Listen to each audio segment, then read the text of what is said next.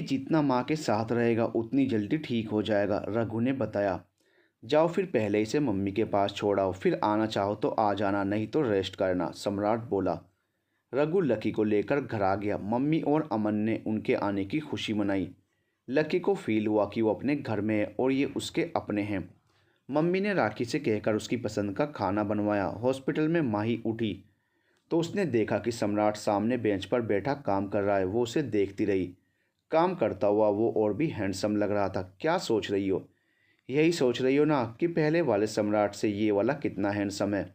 उसने हंसते हुए कहा। जी नहीं, मैं ये सोच रही हूँ कि तुम असली भी हो, कहीं नकली तो नहीं। वैसे मुझे पहले वाला ज़्यादा पसंद है, क्योंकि कोई लड़की डर के मारे उसे देखती नहीं थी। वो सिर्फ मेरा था। अब ऐसा चेहरा है तो हर लड़की आपको देखने और आपसे बात करने का बहाना ढूंढती है। आज की बात है, मैंने आपको बाहर से बुलाने को कहा तो नर्स से आपस में लड़ने लगी कि वो जाएगी। इतने में आप ही आ गए। दिमाग में टेंशन होती है कहीं कोई और ना आपको ले जाए। माही ने अपनी परेशानी बताई। तुम ऐसा क्यों सोचती हो? जब सब मुझसे डरते थे, कोई मेरी तरफ देखता नहीं था, उस वक्त तुमने मुझे प्यार किया। जब मैंने तुमसे पहले किसी से प्यार नहीं किया तो अब क्या करूँगा? बाकी मेरा दिल बहुत ही छोटा है, इसमें तुम्हारे सिवा कोई दूसरा आ ही नहीं सकता, कहकर सम्राट माही के होंठों को किस करने लगा। माही ने उसे रोक दिया। सम्राट जी हटिए, हम हॉस्पिटल में हैं, कोई आ जाएगा। तब सम्राट को होश आया। वो बोला, क्या करूं, तुम्हें देखकर मेरा दिल, मेरा जिस्म मेरे बस में नहीं रहता। दिल करता है बस तुम्हें प्यार करता जाऊं। सम्राट ने उसके हाथ को कसकर पकड़ लिया। उसे खुद पर बहुत गर्व था कि कोई भी लड़की उसकी इच्छाओं पर काबू नहीं कर सकती। पर उसे क्या पता था कि माही उसके दिलो दिमाग पर इस तरह छा जाएगी कि उसे जंगे तक की होश नहीं रहेगी।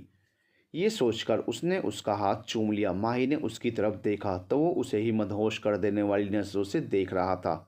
उसकी आंखों से प्यार टपक रहा था। माही ने उसकी आंखों पर हाथ रख दिया। क्या हुआ, हाथ क्यों रखा? देखने से तो कुछ नहीं होता, सम्राट ने पूछा। ऐसे देखोगे तो मैं भी भूल जाऊंगी कि मैं हॉस्पिटल में हूँ, कहकर माई ने शर्माकर अपना मुंह अपने हाथों में छुपा लिया। सम्राट ने उसके कान के पास होकर छेड़ते हुए कहा, एक बार ठीक हो जाओ फिर तुम्हें सारी दुनिया भुला दूंगा, कहकर उसने हंसते हुए उसके बालों को सहलाया। माही ने मुंह पर से हाथ नहीं हटाए। माही डॉक्टर आ गए, सम्राट ने कहा तो उसने मुंह पर से हाथ हटाया और उस तरफ देखा तो सम्राट हंस रहा था। वो भी हंस पड़ी। खाना तैयार हो गया था तो सम्राट का खाना लेकर रघु हॉस्पिटल जा रहा था तो उसने अमन को एक शीशी देते हुए कहा, अमन ये लकी की दवा है। अगर वो किसी बात से दोबारा पहले की तरह करने लगा तो ये गोली उसके मुंह में डाल देना। वैसे तो चांस कम ही लग रहे हैं, मैं जल्दी ही वापस आ जाऊंगा। भैया एक काम करते हैं, आप यहाँ रुको, खाना देने मैं जाता हूँ। इससे लकी को भी हो जाएगा कि उसे मम्मी के पास अकेला छोड़े, और अगर से कुछ हुआ तो आप उसे संभाल भी लोगे। मैं उन्हें बताकर जाऊँगा, अमन बोला। चलो ये भी ठीक है, रघु बोला। अमन ऊपर मम्मी के पास आया। लकी वहीं था। उसने लकी से कहा, भैया मैं भैया भाभी को खाना देने हॉस्पिटल जा रहा हूँ, आप मम्मी का ख्याल रखना। रघु भैया भी यहीं है, कहकर उसने मम्मी को इशारा किया और चल दिया। लकी बहुत खुश हुआ कि उन्होंने उसे अपना लिया है। वो बोला, हाँ तुम जाओ, मैं मम्मी का ख्याल रख लूँगा, ध्यान से जाना, लक्की बोला। अमन के जाने के बाद लक्की मम्मी और रघु के साथ बात करता रहा। वो बोला, मम्मी जी पता है जब आप आ गए थे तो मुझे एक बार बुखार हो गया था। मैं उस वक्त आपको बहुत मिस कर रहा था। मेरे पास बैठकर मेरे सर पर ठंडी पट्टियाँ रखने वाला कोई नहीं था। मैं बेहोश हो गया था। जब मेरी आंखें खुली तो आप मेरे सर पर ठंडी पट्टी रख रही थी। मैं खुश हो गया कि आप आ गई हैं। मैं उठकर खड़ा होने लगा तो देखा कि ये सम्राट भैया थे। आपके बाद किसी ने मुझे प्यार दिया तो उन्होंने मुझे प्यार दिया, इसलिए मुझे आप दोनों के सिवा किसी का प्यार नहीं चाहिए। लक्की बोला। अमन खाना लेकर उनके हॉस्पिटल पहुंच गया था। उसने सम्राट को खाना पकड़ाया। सम्राट उसे देखते ही बोला, तू क्यों आया, रघु नहीं आया? भैया रघु भैया ही आ रहे थे, मैंने ही उन्हें रोक दिया। मैंने सोचा कि उसे मम्मी के पास छोड़ने से उन पर अच्छा असर होगा, और अगर कुछ हो भी जाता है तो रघु भैया उसे मुझसे अच्छा संभाल सकते हैं। उन्होंने देखा है कि उन्हें कैसे हैंडल करना है, इसलिए मैं उन्हें वहाँ छोड़कर खुद आ गया। अमन बोला, जानते हो अमन, जब मैंने लकी को देखा था तो वो बहुत ही एक्टिव सा, शरारती सा बच्चा था। मैंने कभी नहीं सोचा था कि उसे ये प्रॉब्लम हो सकती है। माही बोली, वो शुरू से ही बहुत सेंसिटिव था, उसे छोटी छोटी बात इफ़ेक्ट करती थी। वो खुशी मिलने पर बहुत खुश हो जाता था, सारे घर में गाने गाता फिरता था, और दुखी होने पर घर के किसी कोने में छुपकर बैठ जाता था। बस यही प्रॉब्लम इंसान के दिमाग पर असर करती है। जब ये खुशी या गम हद से बढ़ जाता है तो दिमाग ख़राब हो जाता है। उसके साथ यही हुआ। हम अपने में खो गए और उसके बारे में सोचा नहीं, इसलिए ये सब हुआ। गलती हमसे ही हुई है। सम्राट बोला। भैया अब समझ आया कि भाभी उस दिन क्यों इतने हौसले से कह रही थी कि आप उनका सब कुछ हो। सच में आपकी सोच हम आम लोगों से बहुत ऊपर की है। मुझे खुशी है और गर्व है कि आप मेरे भैया हैं। अमन बोला। छोड़ ये बात, तूने खाना खा लिया है कि खाना है? आजा मिलकर खाते हैं। फिर माही को देखकर पूछा, तुम्हें कुछ खाना है? पर रहने ही दो, तुम हॉस्पिटल का ही खा लेना, तुम्हारे लिए वही अच्छा है।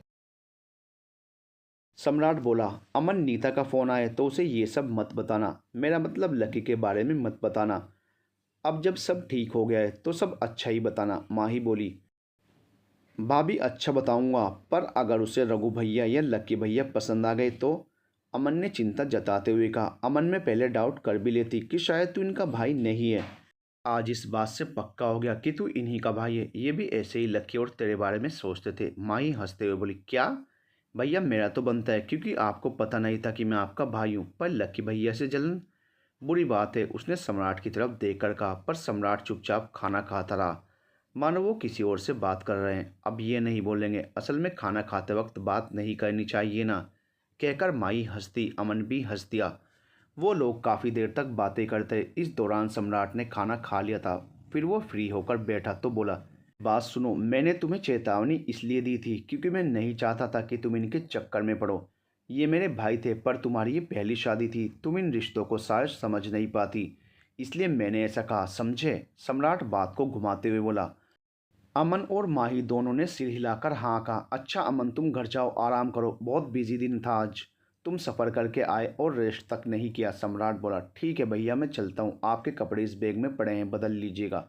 अच्छा भाभी, बाय, अपना और मेरे भैया का ध्यान रखना, कहकर वो चला गया। सम्राट उसे बाहर तक छोड़ने गया और उससे बोला, मम्मी का ध्यान रखना, मैं रघु को कह दूंगा, वो भी वहीं सो जाएगा, तुम माँ के पास ही सो जाना, वो दोनों तुम्हारे कमरे में सो जाएंगे। अमन ने उसे ओके कहा और वहाँ से चला गया। सम्राट कमरे में वापस आया और माही से बोला, तो मेरी शिकायत लगाई जा रही थी? अब बोलो मैंने क्या कहा था, कहकर वो उसके यहाँ वहाँ हाथ लगाने लगा। देखो ऐसा मत करो, गुदगुदी हो रही है, प्लीज़ हट जाओ, कहकर माही ने अपने पेट के जख्म को पकड़ लिया। सम्राट एकदम घबरा गया। सॉरी सॉरी, बहुत दर्द हो रहा है, कहकर वो फूंक मारने लगा। माही उसे प्यार से देखने लगी और बोली, अब ठीक हो गया? सम्राट ने उसे गले से लगा लिया। फिर सम्राट ने कपड़े बदले और सामने बेंच पर सो गया। अगली सुबह डॉक्टर ने माही की छुट्टी कर दी, पर आराम करने की हिदायत दी। सम्राट ने मम्मी को फ़ोन किया। मम्मी, माही की छुट्टी हो गई है, घर से कोई ना आना, हम घर आ रहे हैं, कहकर सम्राट ने फ़ोन बंद कर दिया। फिर वो माही को लेकर घर आ गया। घर में सबने उनका फिल्मी स्टाइल में स्वागत किया। राखी पूजा की थाल लाई। अमन जयमाला लाया, उसने एक माला दोनों को दी। दोनों ने एक दूसरे को जयमाला पहनाई। लकी ने सिंदूर वाला थाल उनके आगे किया। सम्राट ने सिंदूर से उसकी मांग भर दी। फिर माँ ने उनकी आरती उतारी और राखी ने दरवाजे के सेंटर में चावल भरा बर्तन रखा, जिसे पैर मारकर वो अंदर आ गई। अंदर गाने बजने लगे। सबने इसी माहौल में नाश्ता किया। फिर सम्राट बोला, डॉक्टर ने माही को रेस्ट करने को कहा है, मैं इसे लेटा कर आता हूँ, कहकर उसने माही को गोद में उठा लिया और ऊपर ले गया। उसे उसके कमरे में ले जाकर लिटाया। सम्राट जी, राखी को भेज देना, मेरे कपड़े बदलने में हेल्प कर देगी, माही बोली।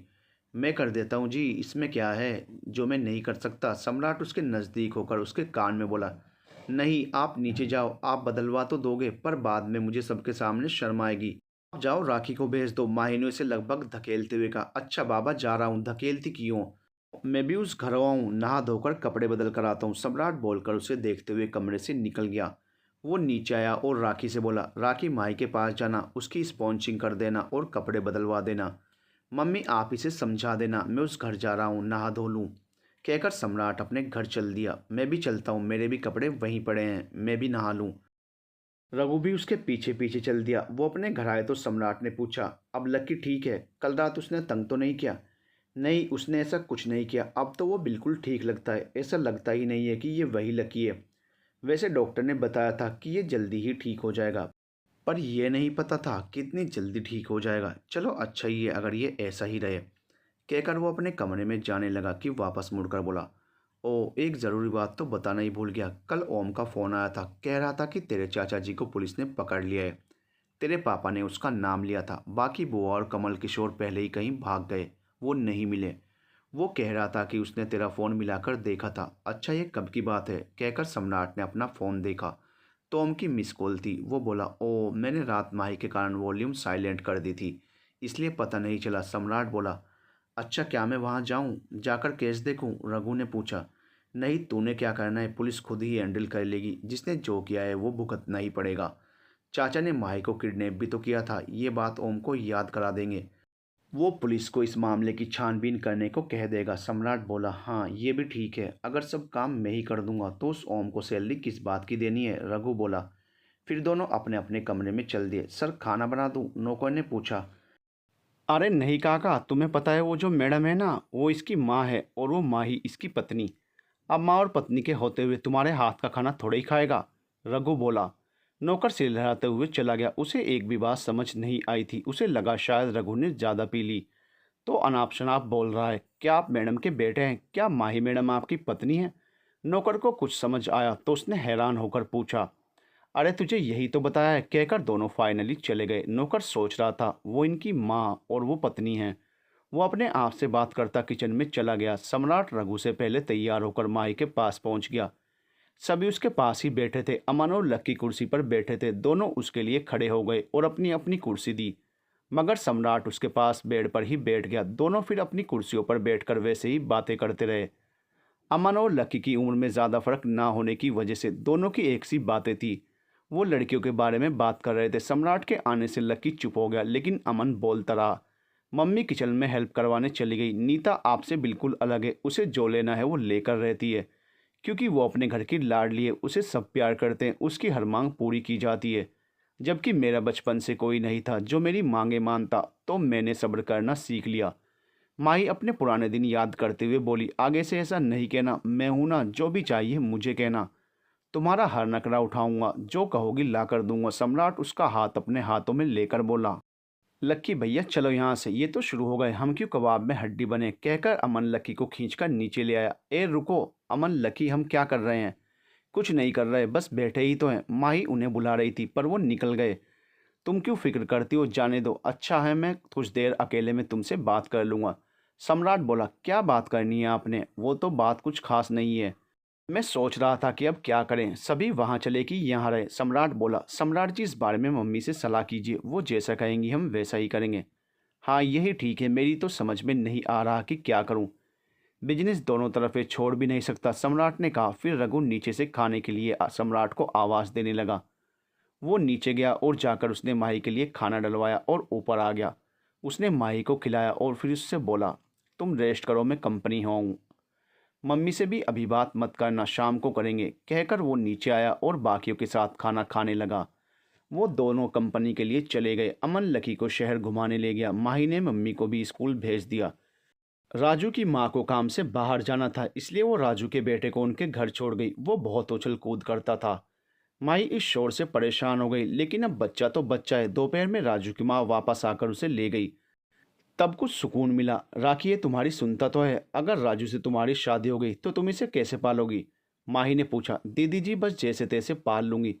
अब अगर मारूंगी तो लोग कहेंगे कि सौतेली है, अब नहीं सुधारूंगी तो भी लोग कहेंगे कि सौतेली है, इसलिए सुधारना नहीं चाहती। मैं तो दोनों तरफ से फंस गई। राखी बोली, चल जाने दे, आजा तू भी आराम कर ले। माही बोली, कंपनी में सम्राट ने स्पेशल मीटिंग बुलाई। वो बोला, मैंने सारे रिकॉर्ड्स देखे हैं, सब ठीक है, पर एक जगह कमी है। हमारी कुछ शर्ट्स ऐसी हैं पड़ी रह जाती हैं, कुछ की मांग बहुत ज़्यादा होती है। तो इसकी लिस्ट बनाओ, कौन से डिज़ाइन ज़्यादा पसंद किए जाते हैं और कौन से कम पसंद किए जाते हैं। फिर जो कम बिकते हैं उनकी कमियां दूर करो, अगर हो सके तो उसी से कुछ ऐड करो, समझे? हाँ सर, सारे बोले। अब उठो और मुझे ये लिस्ट अभी ला कर दो। फिर शर्ट्स निकालो और देखो राजू कहाँ है, दिख नहीं रहा। सम्राट बोला, सर राजू अब सप्लाई का काम करता है, वो डिलीवरी देने गया है। एक वर्कर बोला, ओ ओके। सम्राट कुछ सोचकर बोला। फिर वो शर्ट्स के नए डिज़ाइन देखने लगा। वो हर डिज़ाइन को देखकर जो अच्छा लगता उसे पास करता, बाकी को रिजेक्ट कर देता। उसने सोच रखा था कि माही से कोई डिज़ाइन बनवाएगा। बेशक माही फैशन डिज़ाइनर नहीं थी, फिर भी पेंटिंग जानती थी, तो वो शर्ट पर कुछ प्रिंट करने के बारे में बता सकती है। सम्राट ने पहले सोचा था कि वो अमन को यहाँ का काम सौंप देगा, लेकिन अब वो सोचता है कि सारी फैमिली इकट्ठी रहे, इसलिए उसने तय किया कि वहाँ की कंपनी रघु और ओम को संभाल कर वो यहीं सेट हो जाएगा। अमन और लक्की जो करना चाहे कर लें, उनकी अपनी चॉइस है। वैसे वो कंपनी जो उसने बुआ से धोखे से ले ली थी, वो उसने लक्की के नाम कर दी थी। कुछ देर बाद वो लिस्ट उसकी टेबल पर आ गई, जो 4 कैटेगरी में बांटी हुई थी, जैसे नापसंद किए जाने वाले शर्ट, कम पसंद किए जाने वाले शर्ट, पसंद किए जाने वाले शर्ट, ज़्यादा पसंद किए जाने वाले शर्ट। उसे देखने के बाद सम्राट बोला, अब ज़्यादा पसंद वाले शर्ट को नापसंद के साथ कंपेयर करके मुझे बताओ कि क्या करने से दोनों बराबर आ जाएं। उसने सबको कहा, फिर सबको चारों शर्ट अपने पास रखकर देखने लगा। फिर अपने साथ बैग में रख लिए। उसने रघु को कहा, रघु मैं माही के पास जा रहा हूँ, तुम यहाँ संभाल लेना। राजू का फ़ोन आया था, वो लंच के बाद आ जाएगा, बेटे को देखने गया है, कहकर सम्राट अपना बैग लेकर चला गया। बड़ा ही घटिया है कमीना, अपने भाइयों के माही के साथ रहने से भी जलता है। रघु सिर हिलाते हुए अपने आप से बोल पड़ा। सम्राट सीधे मम्मी के घर आ गया और बेल बजाई। दरवाज़ा राखी ने खोला। राखी ने उसे नमस्ते की। माही जाग रही है? हाँ जी जाग रही हैं, मैं उन्हीं के पास से आई हूँ, आप उनके पास जाइए, मैं खाना बना लूँ, कहकर वो किचन में चली गई। सम्राट ऊपर माही के पास चला गया। अरे ऐसे क्यों बैठी हो? जी बोर हो गई, सारा दिन यहाँ पड़े पड़े क्या करूँ, माही ने बच्चों की तरह मुंह बनाया। सच में उसके कमरे में टीवी तक नहीं था। सम्राट बालकनी में आया और उसने राजू को फ़ोन किया। हाँ जी सर, तुम इस वक्त घर पर ही हो? हाँ जी सर, बस निकलने ही वाला हूँ। राजू बोला, ऐसा करो, एक 55 इंच का टीवी लेकर इसी वक्त माही के घर आओ, या ऐसा करो कि उन्हें फ़ोन कर दो, वो यहाँ ले आएँ, पैसे यहीं दे देंगे, कहकर सम्राट ने फ़ोन बंद किया। वो अंदर आया और माही से बोला, चलो तुम्हें बालकनी में ले चलूँ, कहकर उसने उसके कंधे को सहारा देकर उसे खड़ा किया और फिर धीरे धीरे उसे बालकनी में ले आया। फिर उसे चेयर पर बिठा दिया, खुद भी उसके साथ बैठ गया। उसने अपना बैग लाकर टेबल पर रखा और माही को शर्ट्स निकालकर दिखाते हुए पूछा, माही इन चारों को सबसे कम से लेकर सबसे ज़्यादा पसंद किए जाने की सीरीज़ में रखो। माही ने देखते ही पहचान लिया कि इनमें से कौन सा लोगों ने बिल्कुल पसंद नहीं किया और सम्राट को दिखाती हुई बोली, ये वाला नंबर 4, ये 3, ये 2 और ये वाला नंबर 1, इसे सबसे ज़्यादा पसंद किया गया है। माही ने उसकी तरफ सवालिया नज़रों से देखा कि वो सही है या गलत। वाह माही ग्रेट, तुमने तो पहली बार में सही सही बता दिया, लेकिन तुमने कैसे बताया? सम्राट ने हैरानी से पूछा। देखिए मैंने अक्सर आपको ऐसी स्टाइल के कपड़े पहनते देखा है, इसलिए इसे नंबर 1 कहा है। बाकी मैं जब अहमदाबाद गई थी तो कॉलेज में लड़कों की चॉइस के हिसाब से ये अंदाज़ा लगाया। माई ने सच बताया, तुम वहाँ लड़कों को देखती थी? सम्राट ने उसे घूरते हुए पूछा। अरे नहीं, असल में ये कपड़े आपकी कंपनी तैयार करती थी ना, तो इन कपड़ों को देखती थी। माही ने बेचारी सी बनकर बोला। तभी अंदर राजू टीवी लेकर आ गया। सम्राट बोला, ठीक है लगा दो, हाँ इस तरफ लगाओ, ऐसा करो बेड इस साइड घुमा दो और यहाँ सामने लगा दो, कहकर वो माही के पास आया। कमरे में क्या कर रहे हो, इतना शोर क्यों है? माही ने शोर सुनकर पूछा। तुम्हारे बेड को खिड़की वाली तरफ खिसका दिया, अब अगर बालकनी का अंदर वाला दरवाज़ा खुला रख लोगी तो जाली से ताज़ी हवा अंदर आएगी और वहीं बैठी तुम बाहर का नज़ारा देख सकती हो, फिर बोर नहीं होगी। सम्राट ने उसे बताया, आप ये सब सिर्फ इसलिए कर रहे हैं कि मैंने कह दिया था कि मैं बोर हो गई हूँ? आप मेरे बारे में इतना सोचते हैं, कहकर माही ने सम्राट का हाथ पकड़ लिया। पगली, मैं तुम्हारे बारे में नहीं सोचूंगा तो और किसके बारे में सोचूंगा, और वैसे भी मुझे तुमसे काम भी तो है। सम्राट शरारत से बोला, इस हालत में मैं क्या काम कर सकती हूँ? माही ने हैरानी से पूछा। जो शर्ट नंबर 4 और नंबर 3 हैं उनके लिए क्या किया जाए कि वो बेकार ना हो और बिक भी जाएं? सम्राट बिजनेसमैन था, हर बात में बिजनेस करता था। मैं बैठी यही सोच रही थी, क्यों ना हम इन पर इंग्लिश के अक्षर छपवा दें। जैसे एस अक्षर से तुम्हारा नाम है, तुम एस अक्षर वाली शर्ट पहन लेना, इसी तरह बाकी भी होंगी। इसके अलावा बर्थ डेट भी लिख सकते हैं। माही बोली, वाह ये तो अच्छा आइडिया है, ये मेरे दिमाग में क्यों नहीं आया? मुझे पता था कि तुम ये कर सकते हो, इसलिए तुम्हारे पास आया था। सम्राट बोला, और भी बहुत कुछ कर सकते हैं, जैसे कोई उनकी राशि का नाम या फिर हैंडसम, क्यूट, अट्रैक्टिव वगैरह भी लिखा जा सकता है, जिसे देखकर लड़के लेने आए। मैं आपको कुछ डिज़ाइन बनाकर दूंगी, आप अपने कारीगरों से इस पर प्रिंट या कढ़ाई जैसा भी चाहो करा लेना, फिर देखना। माही खुशी से बोली जा रही थी। उसे इस बात की खुशी थी कि वो सम्राट के काम आ रही है। सम्राट माही की बात सुनते हुए कमरे की तरफ भी देखे जा रहा था। अंदर से ड्रिल चलने की आवाज़ें आ रही थी। अंदर क्या हो रहा है? माही ने सम्राट से फिर पूछा। वो साफ सफाई कर रहे हैं, उसी कारण से ये सब हो रहा है, तुम इधर ध्यान दो। सम्राट ने उसे बातों में लगाए रखा। सर हो गया, आकर देखिए, राजू बोला। सम्राट अंदर गया तो सब हो गया था और ठीक लग रहा था। टीवी सेट हो गया था। सम्राट ने पेमेंट की और उसे भेज दिया। फिर वो माही को अंदर ले आया। माही देखकर हैरान रह गई। टीवी लगा देखकर वो खुश हो गई। अब बेड भी इस तरफ ठीक लग रहे थे। उसने सम्राट को थैंक यू कहा। दीदी जी अब आप कैसी हैं? राजू ने पूछा। ठीक हूँ, तुम बताओ, नज़र ही नहीं आते आजकल, राखी से ही सुनती हूँ तुम्हारे बारे में। माही राजू को देखते हुए बोली, बस जी कंपनी के काम में बिजी रहता हूँ, शादी के लिए पैसा जोड़ रहा हूँ। राजू बोला तो चाय के कप उठाने आई राखी शर्मा गई। तू शादी कर रहा है? लड़की देख रखी है? तेरे बच्चे का क्या? सम्राट ने पूछा। जी सब तय हो गया है, ये राखी से होनी है शादी। ये मेरे बच्चे को भी रखने को तैयार है। राजू बोला, अच्छा चलो, अच्छा है, तुम दोनों को एडवांस में बधाई। सम्राट ने बधाई दी, दोनों खुश हो गए। राखी शर्मा कर नीचे चली गई। राजू भी विदा लेकर उसके पीछे चला गया। सम्राट ने माही को बेड पर ठीक करके बैठाया, फिर उसके आगे अपना गाल करके बोला, अब करो थैंक यू। माही उसके गाल पर किस करने लगी तो उसने मुंह घुमा दिया और किस गाल की जगह उसके होंठों पर हो गई। माही पीछे हटने लगी तो सम्राट ने उसे पकड़ लिया और उसके होंठों को चूमने लगा। इतनी देर बाद मिलने की वजह से उसके अंदर की चाह बाहर आ गई थी। वो अपने आप को रोक नहीं पाया। माही ने उसे पीछे हटाते हुए याद दिलाया कि वो अभी घायल है। सॉरी, भूल ही जाता हूँ, पर उस दिल का क्या करूँ। ये मानता ही नहीं। सम्राट उसके चेहरे को सहलाते हुए बोला। दोपहर में मम्मी भी घर आ गई। वो भी सीधे माही के कमरे में आई। अंदर पैर रखते ही वो कमरा देखकर हैरान रह गई। ये कब किया मम्मी? अब मैं भी यहीं रहूँगा, इसलिए अपनी पसंद का सेट करा लिया। मुझे टीवी देखने की आदत है तो टीवी लगवा दिया। अच्छा लग रहा है, सम्राट बोला। बहुत अच्छा लग रहा है, अच्छा किया। मैं खुद तुझे कहने वाली थी कि अब यहीं आ जा। अब मुझे इसकी चिंता नहीं रहेगी। खाना खा लिया क्या? नहीं, आपकी वेट कर रहे थे। राखी से कहता हूँ कि खाना यहीं ले आएगी। उन्होंने वहीं बैठकर खाना खाया। मम्मी, मुझे आपसे पूछना था कि अब हम यहीं रहें या अहमदाबाद चलें? सम्राट ने पूछा। बेटे, उस शहर ने मुझे दुख के सिवा कुछ नहीं दिया। तुम्हें पता नहीं है कि मैंने उस शहर को क्यों छोड़ा। आज वक्त है मैं तुम्हें अपनी कहानी सुनाती हूँ। मम्मी बोली, अरे हमने भी सुननी है, हमें तो आने दो। लक्की ने अंदर आते हुए कहा। अमन भी उसके साथ ही था। वो अंदर आते ही चौंक गए।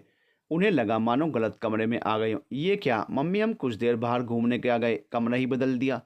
अमन बोला, मैंने नहीं, सम्राट ने किया है। अभी यह कमरा उसका है तो उसने अपने ढंग से सेट कर लिया। मम्मी बोली, क्या? फिर आप उस घर में नहीं रहोगे? लक्की भैया, हम वहाँ शिफ्ट हो जाते हैं। अमन बोला।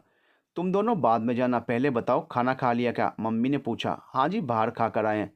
चलो अब आप अपनी कहानी सुनाओ। लक्की बोला। बात आज से 32 साल पहले की है। तुम्हारे दादाजी ने मुझे कॉलेज में पसंद किया था। उन्होंने मेरे पापा से मिलकर मेरी शादी तुम्हारे पापा से कर दी। तुम्हारे पापा बहुत ही अच्छे थे। वो कंपनी तुम्हारे दादाजी की थी, फिर तुम्हारे पापा संभालने लगे। फिर हमारे जीवन में सम्राट आया। सभी से बहुत प्यार करते थे। फिर अमन के होने के बाद तेरे पापा बीमार रहने लगे। तब उन्होंने उस कंपनी के शेयर हम तीनों को दे दिए। जब तुम दोनों बहुत छोटे थे, तुम 3 और अमन 8 महीने का था, तो 18 साल तक तुम्हारे शेयर संभालने की जिम्मेदारी मेरी थी। फिर अचानक तेरे पापा मर गए। मेरे पापा पहले ही मर गए थे। अब सिर्फ तुम्हारे दादाजी का ही सहारा था। उन्होंने अपने असिस्टेंट लकी के पापा से मेरी शादी कर दी। क्या वो दादाजी के असिस्टेंट थे? सम्राट ने पूछा। हाँ, वो पिताजी का असिस्टेंट था। कंपनी का सारा काम करता था। उस वक्त उन्होंने पिताजी को कहा कि इनके 2 बच्चे हैं और पत्नी मर गई है। पिताजी को यही ठीक लगा, हमारी शादी कर दी। शादी के बाद ये लकी और पृथ्वी को अपने साथ ले आए और इनके साथ रेखा को भी लाए और हमें बताया कि ये बच्चों की नैनी है। मैंने ज़्यादा ध्यान नहीं दिया। सम्राट को पहले ही पिताजी ने बोर्डिंग स्कूल में डाल दिया था। पहले वो बहुत ठीक रहा। पिताजी की डेथ होते ही वो एकदम से बदल गया। कहते कहते मम्मी रुक गई। लकी बेटा, बुरा मत मानना, मैं तुम्हारे पिता के बारे में ऐसी बातें कर रही हूँ। मैं उसकी भूल कर भी इज्जत नहीं कर सकती। वो है ही बहुत घटिया आदमी। वो लकी से बोली। कोई बात नहीं मम्मी जी, उस आदमी की मैं भी इज्जत नहीं करता, जबकि मैं उसका बेटा हूँ और मुझे तो वो प्यार करता था उसके कहने के मुताबिक। पर जब मैं उसे इतनी नफरत करता था तो आपके साथ तो जाने, आप जो चाहें उसे बोले, मुझे कोई फ़र्क नहीं पड़ता। लकी बोला। तुम्हारे दादाजी की मौत के बाद इसने अपने असली रंग दिखाने शुरू कर दिए। हम शादी के बाद से ही अलग अलग कमरे में ही सोते थे। हमारे बीच पैसे के सिवा कोई बात नहीं होती थी। वो मेरे पास आता था जब उसे पैसे या किसी कागज़ पर साइन चाहिए होते थे। तब तक भी सब ठीक था। फिर एक दिन वो मुझे एक होटल में मीटिंग के लिए ले गया और मुझे उसने जानबूझकर अपने एक क्लाइंट के पास कमरे में छोड़ दिया। मैं ही जानती हूँ मैं वहाँ से बचकर कैसे आई। घर आने पर उसने मुझे मारा और बोला कि उस क्लाइंट से उसे 3 करोड़ का फ़ायदा होना था। उस दिन हमारी खूब लड़ाई हुई। मैंने उसके बाद उसके साथ जाने से मना कर दिया और फिर वो रेखा को ले जाने लगा। तब से मैं लकी को भी अपने पास रखने लगी। नमन को उसने ऐसा सिखाया कि नमन मुझसे नफरत करने लगा। मुझे वो नमन के स्कूल नहीं जाने देता था और जब नमन घर आता तो मुझसे बात ही नहीं करता था। फिर एक दिन उसने अमन को उठाकर उसे मारने की धमकी देते हुए मुझसे कई पेपर्स पर साइन करा लिए। उसके बाद से वो मुझसे पैसे मांगने नहीं आया। उस दिन से उसने मुझ पर घर से बाहर निकलने पर पाबंदी लगा दी। मैं बहुत डरी डरी रहती थी कि कहीं वो अमन को मारने की धमकी देकर मुझसे कोई और भी काम ना करा ले। एक दिन रघु के पापा जी, तेरे पापा के बहुत अच्छे दोस्त थे, वो घर पर आए तो मैंने उन्हें सब कुछ बताया और उनसे वादा लिया कि वो किसी को नहीं बताएंगे। मैंने उनसे वहाँ से भागने में मदद मांगी। उसने रघु के पापा को जाते हुए देख लिया तो उसने हम दोनों पर बहुत ही गंदे इल्ज़ाम लगाए। फिर मैं उनकी मदद से यहाँ भाग आई। मम्मी रोते हुए सुना रही थी, मम्मी आप रो मत, बुरा वक्त गुजर गया, अब वो जेल में हैं, अपने किए की सज़ा भुगत रहे हैं। सम्राट बोला, मेरी किसी दिन रघु के पापा से भी बात कराना, मेरी वजह से उन्हें भी बहुत तकलीफ़ हुई। हाँ, उसने उनके घर जाकर भी हंगामा किया तो उन्हें भी घर बदलना पड़ा था। मुझे भी कुछ दिन पहले ही पता चला था, सम्राट ने बताया। बस फिर हम यहाँ आ गए। शुरू शुरू में कुछ मुश्किलें हुई लेकिन फिर धीरे धीरे दिन सुधरते चले गए। मम्मी बोली, मम्मी बीत गया सो बीत गया, अब उसे भूल जाओ। अब हम सब इकट्ठे हो गए, अब हम सभी साथ रहेंगे। सम्राट ने इशारा किया तो अमन और लक्की ने भी मम्मी को गले लगा लिया।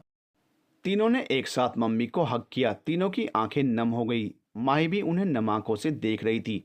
वो सोच रही थी कि लाइफ उसकी दर्द में गुजरी है पर मम्मी की तो बहुत ही ज़्यादा दर्द भरी है। अब सब ठीक हो जाएगा। फिर कुछ देर बाद सब नॉर्मल हो गया। मम्मी ने सम्राट को कहा, अगर मैं तुम तीनों को कुछ कहूँ तो मेरी बात मानोगे? हाँ जी मम्मी जी, बोलो। तीनों ने एक साथ कहा। सम्राट मुझसे पूछ रहा था, देखो बेटा, मैं अब उस शहर में नहीं जाना चाहती। अब तुम तीनों देखो कि तुम कंपनियों को कैसे हैंडल करोगे। मम्मी बोली, भाई आप लोग कुछ भी डिसाइड करो, मैं कुछ कहना चाहती हूँ। मैं मम्मी के साथ ही रहूँगी। माही बोली, अब माही यहाँ है तो मुझे भी यहीं रहना पड़ेगा, तो ऐसा करते हैं, लक्की और अमन तुम दोनों अहमदाबाद जाओ। लक्की पहले तुम बताओ कौन सी कंपनी में जाना चाहोगे? तुम्हारी चॉइस है, अमन को दूसरी में भेज देंगे। सम्राट बोला, भैया आपने मुझे जो दी है मैं वही चलाऊंगा, अमन दूसरी संभाल ले। लक्की बोला, चलो ठीक है फिर अमन तुम उस कंपनी में चले जाना, ओम तुम्हारी हेल्प करेगा और लकी तुम्हारे साथ रघु को भेज दूँ। तुम्हारी उससे बनती भी बहुत है, ठीक है ना? बाकी मैं तो हूँ ही, वक्त मिलते ही यहाँ आ जाया करना। सम्राट बोला, अमन नीता से भी मिलते रहना, मेरी बात भी करा देना, शादी कब करनी है बता देना। भाई चोरी छिपे ना कर लेना, हमने भी शादी देखनी है। माही बोली, भाभी किसकी शादी, किससे शादी? आप भी ना मजाक अच्छा कर लेते हो। अमन बोला, ज़्यादा चालाक बना बन, माँ हूँ तेरी। उसी दिन सब समझ गई थी, बाकी का माही ने बता दिया। हाँ, अगर अब टूट गई है और उससे शादी नहीं करनी है तो ठीक है, हम और लड़की देख लेंगे। मम्मी मजाक करते हुए बोली, ओ नहीं मम्मी जी, जब जाऊंगा तो बात करूंगा, बाकी भैया भाभी और आप आ जाएंगी तो बात बन जाएगी। अमन बोला, तुम डरते क्यों हो छोटू, मैं चलूंगा, देख कैसे मैं तेरी बात पक्की करता हूँ। लक्की बोला, भैया अगर आप गए तो वो हमारी बात सुने भी नहीं, हमें भगा देंगे। आपको उसकी मम्मी का पता नहीं है, भाभी से पूछना कितनी गुस्से वाली है। वो तो मुझे माहिज का भाई समझती थी, इसलिए बुला लेती है। अगर पता चला कि आप मेरे भैया हैं तो मेरी तो खैर नहीं। अमन हंसते हुए बोला, ठीक है तुम लोग अब बातें छोड़ो, लकी तुम अपनी पढ़ाई पूरी करो और तुम कंपनी संभालो, शादी की बात बाद में करेंगे, अब बहुत देर हो गई है, माही थक गई होगी, उसे आराम करने दो। कहकर सम्राट ने उन्हें जाने का इशारा किया। वो माही को सोने का कहकर उनके साथ बाहर निकल गया। वो लोग काफ़ी देर तक बातें करते रहे। फिर सम्राट उन्हें अपने घर ले गया और अपना घर दिखाया। दोनों ने अपने लिए कमरे ले लिए। सम्राट के घर में जिम भी था, वो लोग वहीं रुक गए। सम्राट वापस आ गया। कुछ दिन बाद माही अब ठीक हो गई थी। आज लक्की और अमन अहमदाबाद जा रहे थे। सम्राट और रघु उन्हें एयरपोर्ट तक छोड़ने गए। माही और मम्मी स्कूल तो आ गए थे पर मम्मी का दिल दुखी था। उन्हें अमन और लक्की के जाने से घर एकदम खाली खाली लग रहा था। माही ने मम्मी से कहा, मम्मी कुछ दिन बाद फिर आ जाएंगे, आप क्यों दुखी होती हो? वो पहुंचकर ही फ़ोन करेंगे, आप चलिए प्रेयर का टाइम हो गया है। प्रेयर में भी मैडम ने बच्चों को अच्छी बातें बताई। फिर वो काम में बिजी हो गई। बच्चों के साथ वो सब भूल जाती थी। अमन और लक्की अहमदाबाद पहुंच गए। वो एक साथ सीधे घर गए। उन दोनों ने यहीं रहने का तय किया था। यहाँ से लकी कॉलेज और अमन कंपनी चला जाया करेगा। दोनों ने पहले ही फ़ोन करके अपने अपने कमरे की सफाई करने को कह दिया था। लक्की ने पापा का कमरा लिया और अमन ने लक्की वाला कमरा ले लिया। लक्की उस रात आराम करके अगली सुबह कॉलेज चला गया और अमन कंपनी चला गया। वहाँ ओम ने उसका स्वागत किया। उसे सम्राट वाले ऑफिस में ही बैठाया गया। सर काम आज से ही शुरू करना है, क्या आज स्टाफ इंट्रो करा दें? ओम ने पूछा, इंट्रो करा दो, फिर काम करने में आसानी होगी। यहीं बुलाओगे कि उनके पास जाना पड़ेगा? अमन ने पूछा, सारे डायरेक्टर यहीं आ जाएंगे, ओम ने बताया। फिर उसने फ़ोन करके सबको वहां आने को कहा।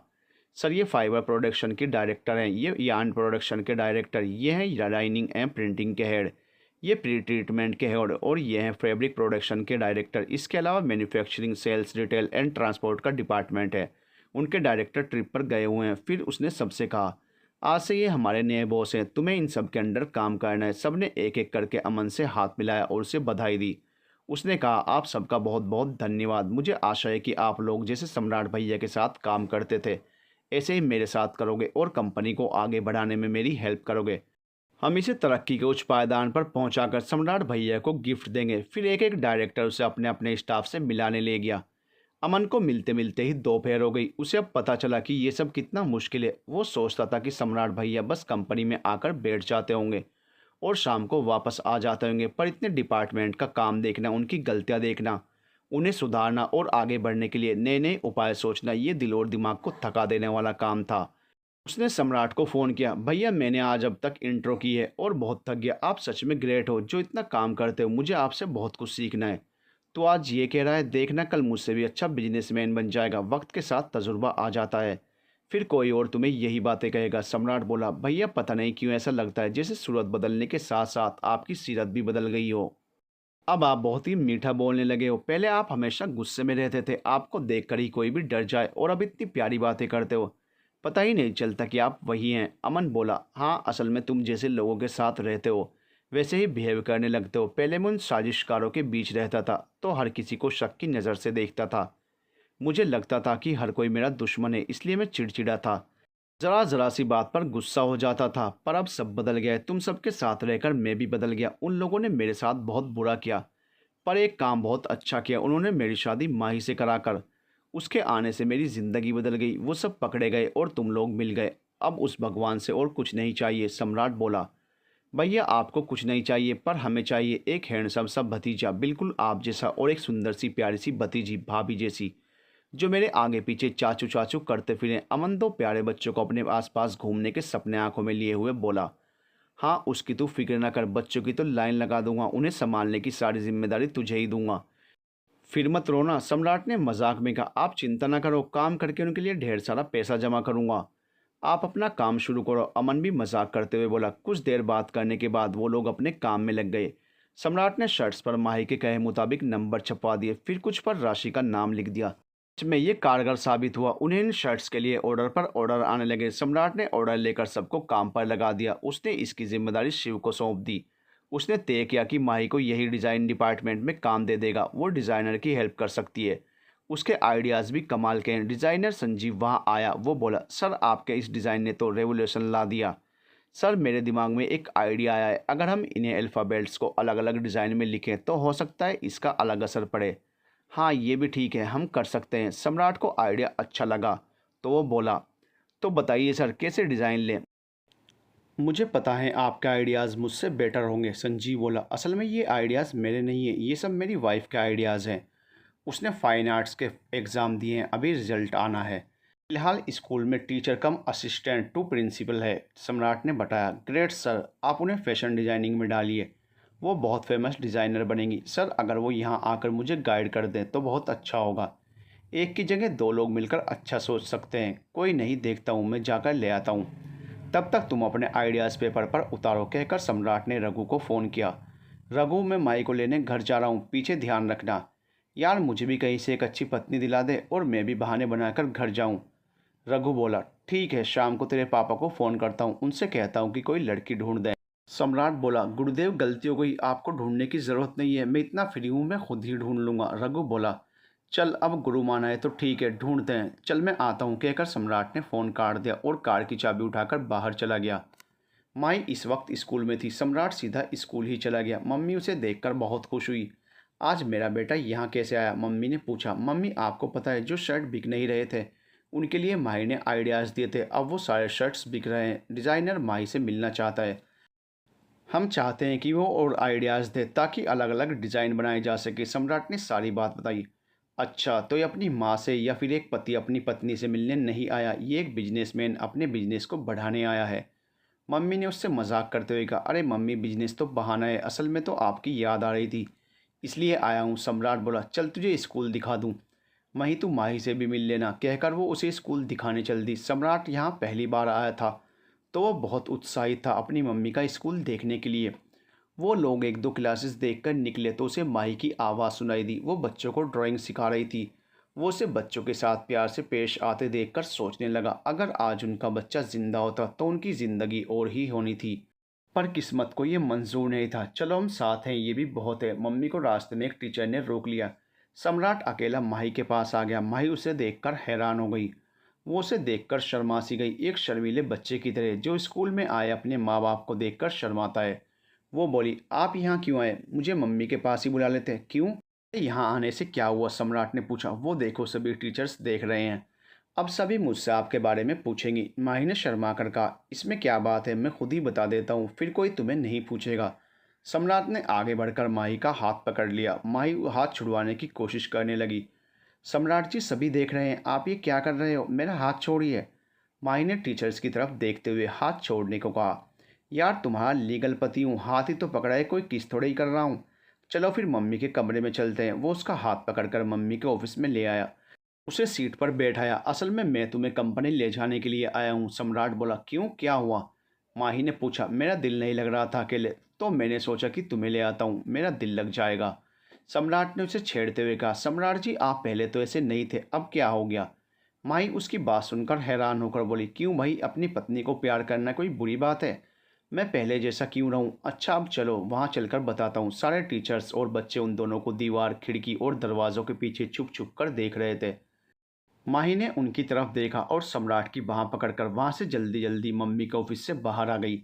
दोनों मम्मी को बाय करके अपनी कार में कंपनी को निकल गए। माही, तुम्हारे बनाए डिज़ाइन चल निकले हैं, इसलिए डिज़ाइनर तुमसे मिलना चाहता है। मेरा भी दिल कर रहा था कि सबको दिखाऊं कि मेरी पत्नी कितनी इंटेलिजेंट है। सम्राट ने उसके गाल खींचते हुए कहा। माही उसकी तरफ देख देख कर हैरान हो रही थी कि इतना कैसे बदल गया। उसे सम्राट के इसी प्यार का इंतज़ार था। वो यही चाहती थी कि सम्राट उसे इस तरह प्यार करे। आज उसे इस तरह देखकर माही की आंखें नम हो गई।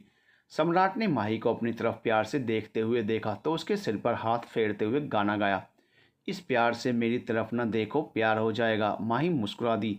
सम्राट बोला। माही, मैं तुम्हें जीवन की हर खुशी देना चाहता हूँ, अब तुम इस तरह देखना बंद कर दो। हर दिन मैं तुम्हारे साथ ऐसे ही बिहेव करूँगा। मैं अपने पिछले बर्ताव के लिए शर्मिंदा हूँ। मैं तुम्हारे लिए खुद को बदल दूंगा। सम्राट ने उससे वादा करते हुए उसका हाथ पकड़ लिया। माही ने हल्के से प्यार से उसका हाथ परे करते हुए कहा। ठीक है ठीक है, अब आप कार चलाने पर ध्यान दीजिए। अहमदाबाद, अमन को यहाँ आए कई दिन हो गए थे। वो पूरी तरह से कंपनी के कामों में बिजी हो गया था। ओम ने उसे फ़ोन किया और बोला, सर आपकी नई सेक्रेटरी आ गई है, ओके भेज दो। अमन ने जवाब दिया। तभी दरवाजे पर नॉक हुआ। अमन के कमिन कहने पर एक खूबसूरत सी लड़की अंदर आई और अमन की तरफ फाइल बढ़ाते हुए बोली, सर मेरा अपॉइंटमेंट लेटर। अमन ने उसकी आवाज़ सुनकर उसकी तरफ देखा। वो नीता को अपने सामने देखकर हैरान रह गया। तुम यहाँ कैसे? अमन को कुछ समझ नहीं आ रहा था। आज नीता को इतने दिनों बाद मिलकर वो हक्का बक्का रह गया। क्यों सर, मैं क्यों नहीं आ सकती? मैंने आपके ऑफिस में सेक्रेटरी की जॉब के लिए अप्लाई किया था और मैं सेलेक्ट हो गई। नीता को भी अमन को देखकर हैरानी हुई। उसे अमन ने यहाँ आने के बारे में बताया नहीं था। अब उसे यहाँ देखकर नीता के दिल में कई ख्याल आ जा रहे थे। उसे अमन पर गुस्सा आ रहा था कि क्या वो सब प्यार नहीं, टाइम पास था। ये इस कंपनी का मालिक कैसे बन गया? इसने अपने बारे में जो भी बताया, क्या वो सब झूठ था? ये क्यों मुझसे साधारण लड़का बनकर मिलता रहा? ओह, तो तुम मेरी सेक्रेटरी हो, ये तो बहुत अच्छा है। काम मुश्किल नहीं है, तुम जल्दी सीख जाओगी। बैठो। अमन बोला। नहीं सर, मैं ऐसे ही ठीक हूँ, आप काम बताइए। नीता ने फिर दो टूक जवाब दिया। अमन को उसका यह बिहेवियर अजीब लगा। वो बोला, नीता क्या बात है, इस तरह क्यों बिहेव कर रही हो, जैसे तुम मुझे जानती ही नहीं। जी सर, मैं आपको नहीं जानती। मैं जिस अमन को जानती थी वो तो एक सिंपल सा मध्यम वर्गीय कॉलेज में पढ़ने वाला लड़का था। वो किसी कंपनी का मालिक नहीं था। नीता रूडली बोली। नीता, मैं तुम्हें फ़ोन करने वाला था, बस मैं बिजी हो गया था। तुम नाराज़ क्यों होते हो? बेटा तो सही, मैं तुम्हें बहुत कुछ बताना चाहता हूँ। अमन उसके पास जाकर उसके कंधे पकड़कर बैठाते हुए बोला। नीता ने उसके हाथ झटक कर परे हटाते हुए कहा, देखिए आप अपनी हद में रहिए, मैं आपकी सेक्रेटरी हूँ, कोई गर्लफ्रेंड नहीं। काम बताइए, मुझे कुछ और नहीं सुनना। To be continued.